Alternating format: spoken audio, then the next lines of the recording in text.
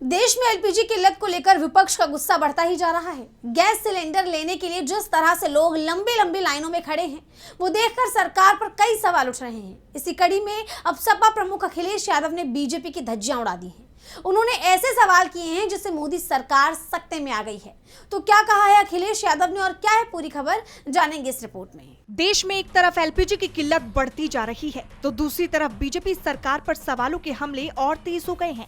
हर शहर में जो मंजर देखने को मिल रहा है वो सरकार के बयानों से बिल्कुल उलट है। इसी को लेकर सपा प्रमुख अखिलेश यादव ने बीजेपी की बोलती बंद कर दी है।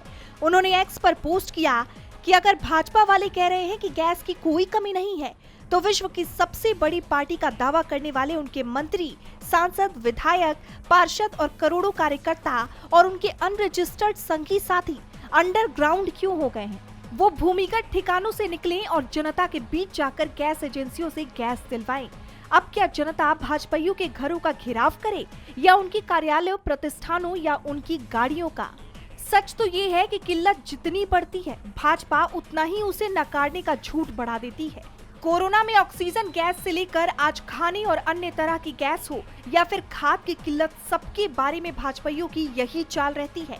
भाजपा आपदा में काला बाजारी ढूंढ लेती है। भाजपा की गलतियों का खामियाजा जनता क्यों भुगते? सत्ताधारी भाजपा और झूठी सेवा का शताब्दीय दावा करने वाले उनके अनरजिस्टर्ड संगी साथी भूख से तड़प रहे लोगों के लिए मुफ्त भोजनालय चलाएं, नहीं तो नजर न आए। अखिलेश के इस ट्वीट के बाद सरकार की मुश्किलें बढ़ गई हैं।